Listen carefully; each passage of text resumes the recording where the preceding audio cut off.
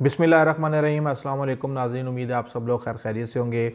आज का दिन अमेरिका की तारीख़ का इंतहाई अहम दिन है, क्योंकि पहली दफ़ा अमेरिका की तारीख़ में किसी भी एक सदर की उसके दौरे हुकूमत के अंदर दूसरी दफ़ा इम्पीचमेंट की जाने वाली है।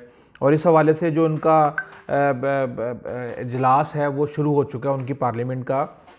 और उसके अंदर ट्रंप ने बाइडन को धमकी दे दी है इस हवाले से। उसने कहा है कि ये ज़रा एहतियात से चलना तुम, और ये ना हो कि ये सारी चीज़ें तुम्हारे सामने आ जाएं और ये तुम्हें आके हाउंट करेंगी। ये जो 25वीं तरमीम है जिसके तहत जो है ये इसकी इम्पीचमेंट करने जा रहे हैं, ये उन्होंने कहा मुझे इससे ज़ीरो रिस्क है, क्योंकि अगर ये हो जाता है, मैं आपको थोड़ा सा एक प्रोसेस बता दूं कि जो हाउस है वो वोट करेगा इम्पीचमेंट के लिए। अगर तो 2/3 मेजॉरिटी से कम वोट पड़ते हैं तो ट्रंप ऑटोमेटिकली 20 जनवरी तक सदर रहेंगे। उनकी जो पेंशन है, उनकी जो हेल्थ के हवाले से है, उनकी सिक्योरिटी है, और वो दोबारा पब्लिक ऑफिस यानी सदर बनने के वो अहल होंगे।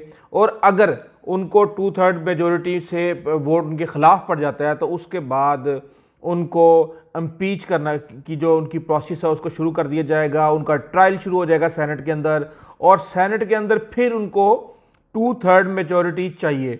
और उसके अंदर ये है कि ट्रंप अगर इम्पीच हो जाते हैं तो उसके बाद ना तो वो दोबारा सदर बनने के काबिल होंगे, और उसके अलावा और भी काफ़ी मसाइल पैदा होंगे।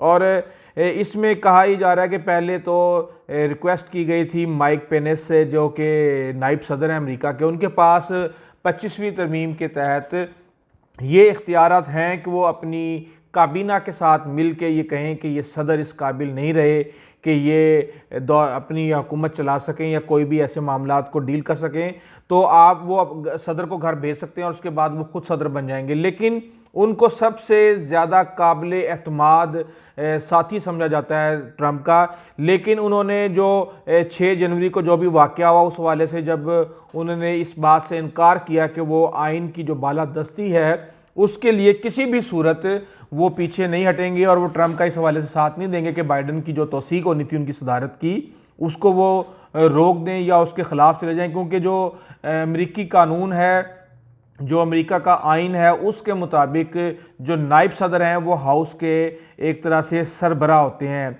और इसके अंदर काफ़ी सारी चीज़ें चल रही हैं। इसमें एक ये भी कहा जा रहा है कि जो तरीके हलफ बर्दारी है वो वहाँ पे 15,000 सिक्योरिटी एहलकार, जिनमें 10,000 एक्टिव एहलकार होंगे, वहाँ पे सिक्योरिटी का बंदोबस्त कर रहे होंगे, और 5,000 जो हैं वो रिजर्व होंगे। इस हवाले से कहा जा रहा है कि जनाब बाइडन की सिक्योरिटी के लिए इतने बंदों की ज़रूरत क्या है। तो मैं आपको बता दूं कि जब ट्रंप ने हलफ लिया था तो उस वक्त 8,000 सिक्योरिटी एहलकार जो है मौजूद थे। लेकिन इस वक्त सूरत हाल थोड़ी सी डिफरेंट चल रही है। जो रिपोर्ट्स हैं FBI की और दीगर जो रिपोर्ट्स आ रही हैं इस वक्त, उसके मुताबिक जो अमेरिका की 50 स्टेट्स हैं उन सब के अंदर प्लान किया जा रहा है कि मुसल्ला एहतजाज किया जाएगा, जिसके अंदर जो बिल्डिंग्स होंगी सरकारी, जिसमें कोर्ट्स होंगी, फेडरल गवर्नमेंट की जो भी बिल्डिंग्स होंगी, उन सब पर हमला किया जा सकता है। और इस हवाले से पूरे अमेरिका के अंदर एक स्पेशल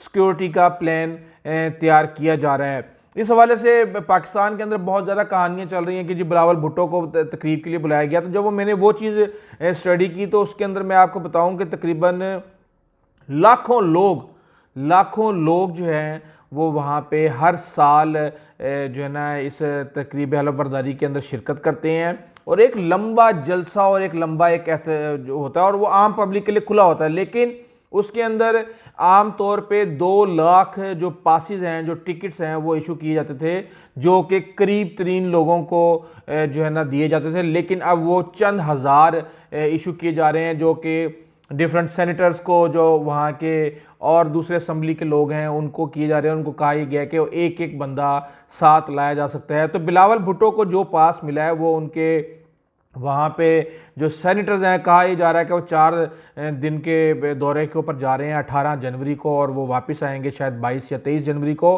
तो उसके अंदर वो वहाँ पे किसी सेनेटर से भी मुलाकात करेंगे। तो मेरे ख्याल से वहाँ पे किसी सेनेटर ने ये चीज़ अरेंज करवा के दी है, और उसके अंदर ये नहीं है कि किसी भी तरह से बाइडन ने डायरेक्टली बिलावल भुट्टो ज़रदारी को इनवाइट किया है या कोई इस तरह की चीज़ की है। और इस हवाले से कहा जा रहा था कि हुसैन हक्कानी ने लॉबिंग की है, तो हुसैन हक्कानी का भी इस हवाले से ट्वीट आ गया कि भी मेरा इस हवाले से कोई लेना देना नहीं है और मेरा ना कोई इसमें कोई प्लान है ना कोई इस तरह की चीज़ है। अब बात हम कर रहे थे कि ट्रंप का मुआवजा कैसे होगा। अब ट्रंप का मुआवजा एक तो ये है कि हाउस, पूरा हाउस जो इनका रिप्रेजेंटेटिव का है वो वोट देगा, सॉरी, उसके बाद फिर ये सेनेट के अंदर जाएगा। तो इस वक्त जो सेनेट की सूरत हाल है, कहा यह जा रहा है कि हाउस के अंदर डेमोक्रेट्स जो कि दरअसल ट्रंप जो है वो रिपब्लिकन पार्टी से हैं और बाइडन जो है वो डेमोक्रेट से हैं, तो डेमोक्रेट की इस हाउस के अंदर अच्छी अक्सरियत है और ये बिल शायद उनके खिलाफ पास हो जाए। और दूसरा, जो अपनी पार्टी है बाइडन की, उसके कई लोग जब से कैपिटल हिल के ऊपर हमला हुआ है वो ट्रंप के ख़िलाफ़ हुए हैं और वो कह रहे हैं कि हम इनके ख़िलाफ़ वोट देंगे। तो इस वक्त जो कांग्रेस के अंदर सूरत हाल है, वहाँ पर रिपब्लिकन के बारे में कहा जा रहा है कि उनकी तकरीबन 51 सीटें हैं, डेमोक्रेट्स की 46, यानी कि जो बाइडन की पार्टी है उसकी 46 सीटें हैं और जो ट्रंप की पार्टी है वो उसके 51 सीटें हैं। तो इस तरीके से तो किसी सूरत भी 100 सीटें टोटल मुकम्मल हैं और 2 दूसरी पार्टियों की हैं। तो किसी भी तरीके से अगर पार्टी वाइज चला जाए तो ट्रंप की इम्पीचमेंट जो है वो मुमकिन नहीं है। लेकिन यह सूरत हाल थोड़ी सी डिफरेंट हो गई है। डिक चीनी की जो बेटी हैं वो ये कहती हैं, वो उनका ताल्लुक ट्रंप की पार्टी से है, वो ये कहती हैं कि मैं ट्रंप के खिलाफ वोट दूंगी। और ये सिर्फ वो अकेली नहीं है, तकरीबन 20 लोग ऐसे हैं जिनका कहा यह जा रहा है कि वो ट्रंप के मुआवजे की जो तहरीक है उसके अंदर वो ट्रंप के खिलाफ जाएंगे और ट्रंप को वो उसके उस हवाले से वो उसके अगेंस्ट जाएंगे और उसको वो सपोर्ट नहीं करेंगे। तो यहाँ पे जाके ट्रंप के लिए बड़े मसाइल पैदा हो सकते हैं। और कहा यह जा रहा है कि असल जो मकसद है वो ये है कि ट्रंप को किसी भी तरीके से दोबारा इक़्तिदार में आने से रोका जाए, क्योंकि उन्होंने ये प्लान किया हुआ है कि 2024 के इलेक्शन में वो दोबारा हिस्सा लेंगे। और इस वक्त जितने भी अमेरिकन शिद्दत पसंद हैं या जो लोग दूसरी जो जिस तरह ब्लैक लाइव मैटर्स है उसके अगेंस्ट वो लोग चले, उन्होंने ट्रंप को सपोर्ट किया। इसके अलावा जो इमिग्रेशन के ख़िलाफ़ हैं कि जो चाहते हैं कि पूरी दुनिया से लोग आ रहे हैं अमेरिका के अंदर वो ना आए, मैक्सिको के साथ जो वाल तैयार की जा रही है उस हवाले से बहुत ज़्यादा ट्रंप को सपोर्ट मिल गई है। और कहा यह जा रहा है कि रिपब्लिकन पार्टी के अंदर ट्रंप आने वाले दौर में एक अहम किरदार अदा करेंगे। इस सारी सूरत हाल के दरमियान जो इस वक्त मामला चल रहे हैं कि ईरान के ऊपर जो है वो अभी भी अमेरिका बाज नहीं आ रहा और अमेरिकी secretary of state Mike Pompeo ने बग़ैर सबूतों के एक बहुत बड़ा इल्ज़ाम लगा दिया। और वो इल्ज़ाम, जिस इल्ज़ाम ने अफ़गानिस्तान के अंदर सूरत हाल को बिल्कुल तब्दील कर दिया था, और वो ये है इल्ज़ाम कि अलकायदा जो है उसका ईरान जो है न्यू बेस होम बन चुका है। उन्होंने वहाँ पे न्यू बेस वहाँ पे कायम कर लिया और अमेरिका के पास इसे डील करने के हवाले से बहुत कम ऑप्शन मौजूद हैं। और ये बयान उन्होंने ऑफिस छोड़ने से 8 दिन पहले दिया है। आप समझ सकते हैं इसकी इंटेंसिटी को कि आखिरी दिन तक वो चाह रहे हैं कि किसी न किसी तरीके से चीज़ों को बाइडन के लिए बहुत मुश्किल कर दिया जाए। और अब रिपोर्ट्स ये आ रही हैं कि शायद बाइडन भी ईरान के साथ जो पीस एग्रीमेंट है वो करने में कामयाब ना हो सकें।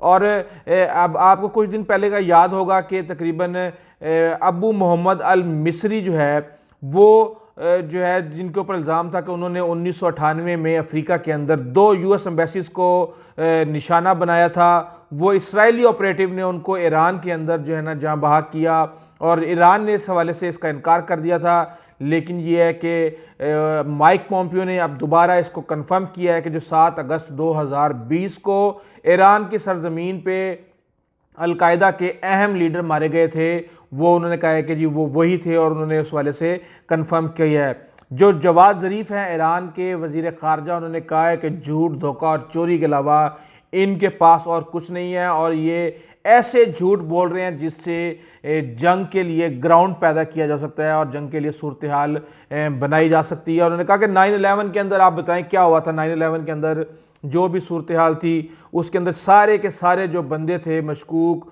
वो मिडल ईस्ट में आपके इत्तेहादी मुल्क से गए थे। उन्होंने सऊदी अरब की तरफ उसका इशारा किया। तो इस तरीके से ये चीज़ें इस वक्त चल रही हैं। और अब एक और बंदे के बारे में ये कहा जा रहा है कि $7 मिलियन की बाउंड्री रखी है उसके ऊपर, अब्दुल रहीम अल मगरबी के नाम से है। और उनके बारे में भी कहा जा रहा है कि ये ईरान के अंदर मौजूद हैं। अगर हम बैकग्राउंड के ऊपर नज़र डालें तो कई यूएस इंटेलिजेंस ऑफिशियल्स इस हवाले से ये इंफॉर्मेशन देते हैं कि अलकायदा और ईरान के ताल्लुकात कभी भी अच्छे नहीं रहे और ये सब जो है एक तरह से ग्राउंड पैदा किया जा रहा है बाइडन के लिए, मुश्किलात पैदा करने के लिए, कि उनके लिए इतनी मुश्किलात पैदा कर दी जाएं कि वो जब सारी चीज़ों को देखें तो उनके लिए पॉसिबल ही ना हो कि वो ईरान के साथ इस पीस डील को कर दें। बहरहाल जो ट्रंप की इम्पीचमेंट की जो सूरत हाल इस वक्त चल रही है, जो तहरीक चल रही है, वहाँ पे काउंटिंग चल रही है, तो वो बड़ी अहम है आने वाले दिनों में और ये अमेरिका को किसी भी किस्म की मुश्किलात का शिकार कर सकती हैं। अमेरिका जो कि पूरी दुनिया के अंदर जमहूरियत का चैम्पियन बनता था, उसके अपने मुल्क में ट्रंप ने जमहूरियत को एक मजाक बना दिया है और उन्होंने अभी तक स्वाय एक फिक्रे के कि मैं पीसफुली इक़्तिदार को मुंतकिल कर दूंगा, उन्होंने इस इलेक्शन को कबूल नहीं किया है। और कहा यह जा रहा है कि अगले 6 से 7 दिन अमेरिका की तारीख में बहुत अहम है। आज कैपिटल हिल के अंदर जब मैं तस्वीरें देख रहा था तो बेतहाशा वहाँ पे आर्मी के ऑफिसर्स और दूसरे लोग जो हैं वहाँ पे रातों को पूरी बिल्डिंग के अंदर वो सोए हैं ताकि किसी भी तरीके से इस प्रोसेस को पीसफुली कंटिन्यू किया जा सके।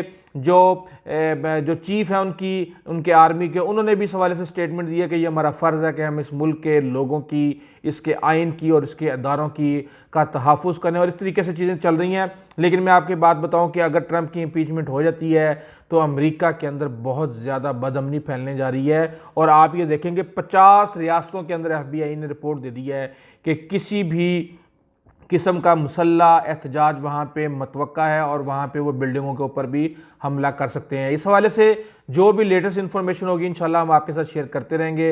अगर आपको हमारी वीडियो अच्छी लगी है तो प्लीज़ आप हमारे चैनल को सब्सक्राइब कीजिएगा, बेल आइकन को प्रेस कीजिएगा। अपने दोस्तों, ज़काराबुल हमसायों का खास ख्याल रखिएगा। आइंदा तक इजाज़त दीजिए। अल्लाह हाफिज़।